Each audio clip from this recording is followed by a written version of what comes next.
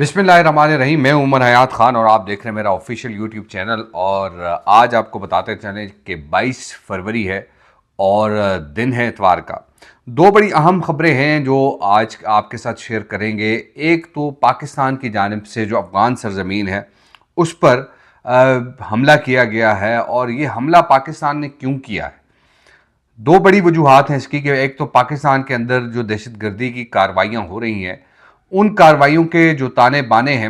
वो मिलते हैं अफ़गानिस्तान से, और वहाँ पर मौजूद जो दहशतगर्दों के महफूज ठिकाने हैं या सेफ हेवन्स है, वहाँ से पाकिस्तान के जो आम आवाम हैं उन पर, फिर पाकिस्तान की जो सिक्योरिटी फोर्सेस हैं उन पर हमले किए जाते हैं। और पाकिस्तान ने ये हमले गुज़िश्ता रात किए हैं, लेकिन कुछ एक्सक्लूसिव मालूमात जो हैं वो हमारे पास आई हैं इन हमलों के हवाले से। और जब हमले की इब्तदाई इत्तलात थी तो उसके मुताबिक ये था कि अफ़गानिस्तान के दो सूबों में दहशतगर्दों को के जो ठिकाने हैं उन पर फ़िज़ाई हमले किए गए और दहशतगर्दों का जो इंफ्रास्ट्रक्चर था उसको तबाह किया गया। लेकिन अब जो मालूमात मुकम्मल तौर पर सामने आई हैं उसके मुताबिक जो पाकिस्तान ने अफ़गान तालिबान की जो दहशतगर्दाना कार्रवाइयाँ हैं उनका जवाब दिया है, और उसके जवाब में पाक अफ़गान सरहदी इलाके में दहशतगर्दों के 7 ठिकानों को कामयाबी से निशाना बनाते हुए जो है वो मलिया मेट किया गया है। पहली खबर ये है। और दूसरी खबर जो है वो हमारे पास आई है कि पाकिस्तान समेत 14 इस्लामी और अरब ममालिक ने के वज़राए ख़ारजा ने इसराइल में तैनात अमरीकी सफ़ीर के जो बयान है उसकी मजम्मत की है, और इसे बैनुल-अक़वामी कानून और अक़वाम मुत्तहिदा के मंशूर की सरीहन खिलाफ वर्जी जो है वो करार दिया है। तो पहली खबर जो हमारे पास है कि उसमें वजारत इत्तलात की जानिब से स्टेटमेंट भी आया है, और इन हमलों की जिम्मेदारी जो है वो ख़ास तौर पर अगर देखा जाए तो पाकिस्तान में जो दहशतगर्दों की कार्रवाइयाँ हुई, दहशतगर्दाना कार्रवाइयाँ हुई, उनकी जो जिम्मेदारी है वो अफ़गानिस्तान में मौजूद दहशतगर्दों ने कबूल की। इनमें हमने देखा कि दहशतगर्दों में जिनने जो है वो हाल ही में इस्लामाबाद की जो इमाम बारगाह है वहाँ पर होने वाले जो हमले हैं उसकी जिम्मेदारी कबूल की, और बाजोड़ के जो हमले की जिम्मेदारी कबूल की। इसके साथ साथ बनू के में जो है वो हमले की जो जिम्मेदारी है वो कबूल की, और इन हमलों की जिम्मेदारी अफ़गानिस्तान में मौजूद पाकिस्तानी तालिबान, फितनल ख़वारिज और उनके इत्तेहादियों ने कबूल की। ये वज़ारत इत्तलात की जानिब से बयान है उसके मुताबिक, और पाकिस्तान के पास इस बात के ठोस शवाहिद मौजूद हैं कि ये दहशतगर्दाना कार्रवाइयाँ अफ़गानिस्तान में मौजूद जो क़यादत है उनकी हिदायत पर की गई हैं। वज़ारत इत्तलात के मुताबिक पाकिस्तान ने मुतअद्दिद बार अफ़गान तालिबान हुकूमत पर जोर दिया कि वो अपनी सरजमीन दहशतगर्द तंजीमों और प्रॉक्सी अनासर के इस्तेमाल से रोकने के लिए काबिल तस्दीक इक़दाम करे। ताहम जो अफ़गान अबूरी हुकूमत है वो इस सिलसिले में मौसर कार्रवाई करने में नाकाम रही है। अब मामला ये है कि पाकिस्तान जो है वो गुज़िश्ता कई सालों से, यानी 2021 के बाद जब से नेटो और अमरीकी फोर्सेस वहाँ से निकले हैं और जब दोहा मुआहिदा हुआ, तो उस दोहा मुआहिदे में बाकायदा तौर पर अफ़गान अबूरी हुकूमत जो है वो इस बात की सिग्नेटरी थी कि जो अफ़गान सरजमीन है वो किसी भी मुल्क के ख़िलाफ़ जो है वो इस्तेमाल नहीं होगी। लेकिन बदकिस्मती से हम देख रहे हैं कि आज अफ़गान सरजमीन पाकिस्तान के ख़िलाफ़ इस्तेमाल हो रही है, बड़े पैमाने पर इस्तेमाल हो रही है। अब मामला क्या है? मामला ये है कि अफ़गान जो तालिबान हैं, जिनको अफ़गान अबूरी हुकूमत का नाम दिया गया, उनको हुकूमत में लाने वाले कौन थे? हुकूमत में उनको लाने वाले भी पाकिस्तान ही था। आप देखें कि पाकिस्तान ने दोहा टॉक्स में सालसी का किरदार अदा किया। पाकिस्तान ने मरी में जो है वो टॉक्स को जो है वो उसकी मेज़बानी की, जो मुज़ाकरात हुए उसकी मेज़बानी की, और अफ़गान तालिबान और फिर अमरीकी और नेटो फोर्सेस के इनखला के हवाले से बड़े पैमाने पर काम किया। लेकिन आज जो हमें उसका सिला मिल रहा है वो यकीनी तौर पर जो नाकाबिल बयान है कि एक तो हमारे मुल्क के अंदर दहशतगर्दाना कार्रवाइयाँ भी की जा रही हैं, और दूसरी जानिब हमें ही मोरद इल्ज़ाम जो है वो ठहराया जाता है। अब जो वज़ारत इत्तलात की जानिब से बयान जारी किया गया है उस बयान के मुताबिक پاکستان نے اپنی شہریوں کی حفاظت کو یقینی بنانے کے لیے جوابی کارروائی کرتے ہوئے انٹیلیجنس معلومات کی بنیاد پر دہشت گردوں کے 7 کیمپس اور ٹھکانوں کو نشانہ بنایا۔ پاکستان خطے میں امن اور استحکام کا خواہاں ہے، تاہم پاکستانی عوام کی سلامتی ہماری اولین ترجیح ہے۔ پاکستان نے افغان عبوری حکومت پر زور دیا کہ وہ اپنی ذمہ داریاں پوری کرے اور اپنی سرزمین کو پاکستان کے خلاف دہشت گردی کے لیے استعمال ہونے سے روکے۔ وزارت اطلاعات نے کہا کہ عالمی برادری سے بھی مطالبہ کیا گیا کہ وہ افغان طالبان حکومت پر زور دے کہ وہ دوحہ معاہدے کے تحت اپنی ذمہ داریوں پر عمل کرے تاکہ خطے اور دنیا میں امن و سلامتی کو یقینی بنایا جا سکے۔ اب میں نے آپ سے پہلے دوحہ معاہدے کی بات کی اور اب وزارت اطلاعات کا جو سٹیٹمنٹ ہے اس میں دوحہ معاہدے کی بات کی گئی۔ اب پاکستان نے 40 سال تک افغان مہاجرین کی میزبانی کی، لیکن پاکستان کے اندر ہم دیکھیں کہ جب سے ہم منشیات یا اسلحہ کلچر یا یہ تمام چیزیں جو ہیں وہ افغان مہاجرین کے آنے کے بعد نہ صرف پاکستان میں شروع ہوئی بلکہ بڑے پیمانے پر جو دہشت گردانہ کارروائیاں ہوتی رہیں وہ بھی اس میں بھی افغان لوگ ملوث رہے، اور اسی طریقے سے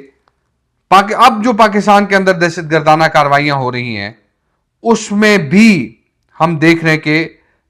افغان طالبان جو ہے وہ بڑے پیمانے پر ملوث ہے۔ تو یہ ساری ایسی سچویشن ہے کہ جس میں ذمہ داری یہ باقاعدہ بنتی تھی افغان عبوری حکومت کی کہ افغان عبوری حکومت جو ہے وہ اس معاملے پر وہاں پر جو موجود دہشت گردوں کے محفوظ ٹھکانے ہیں ان کے خلاف کارروائی کرے۔ اب میں آپ کو ایک اور مزے کی بات بتاؤں کہ افغان عبوری حکومت سے قبل جب 2001 کا واقعہ ہوا 9/11 والا، اس کے بعد جب امریکہ اور نیٹو فورسز وہاں پر آئے، حامد کرزئی کی حکومت بنی، تو افغانستان میں دہشت گردوں کی محفوظ پناہ گاہیں جو ہیں وہ موجود تھیں۔ تو اب یہ دہشت گردوں کی جو محفوظ پناہ گاہیں تھیں ان پناہ گاہوں کی وجہ سے پاکستان میں دہشت گردی کے واقعات ہوئے۔ اب پاکستان نے یہ سوچا کہ افغان عبوری حکومت آئے گی تو پاکستان میں جو دہشت گردی کے واقعات ہیں وہ نہیں ہوں گے۔ بدقسمتی سے وہی سلسلہ دوبارہ چل نکلا ہے، اور کون لوگ ملوث ہیں تمام دنیا کو یہ معلوم ہے کون کون ملوث ہے۔ ہمسایہ ملک بھارت جو ہے وہ اپنے وہاں پر پنجے گاڑے ہوئے ہے۔ ہم نے یہ سوچا تھا کہ افغانستان میں طالبان عبوری حکومت کے آنے کے بعد افغانستان پر بھارتی اثر رسوخ کم ہوگا، لیکن وہ ہمیں نظر نہیں آیا۔ اب دوسری خبر کی جانب بڑھتے ہیں کہ پاکستان سمیت 14 اسلامی اور عرب ممالک کے وزرائے خارجہ نے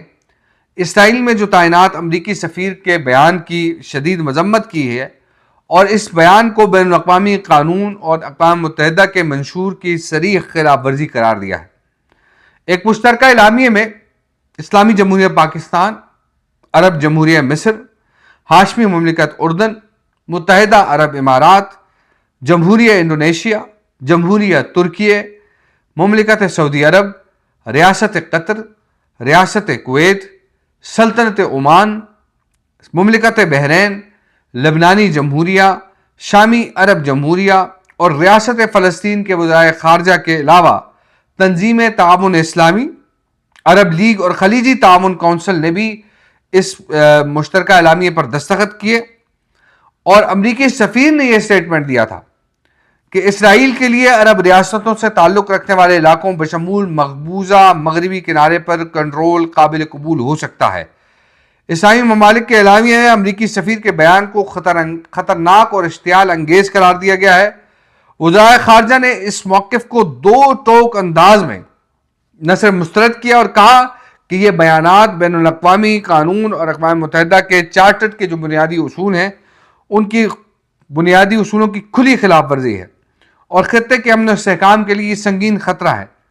اور یہ بیانات امریکی صدر ڈونلڈ جے ٹرمپ کی جانب سے پیش کردہ ویژن اور غزہ تنازع کے خاتمے کے جامع منصوبے سے بھی متصادم ہے جو کشیدگی کم کرنے اور ایک ایسی سیاسی راہ ہموار کرنے پر مبنی ہے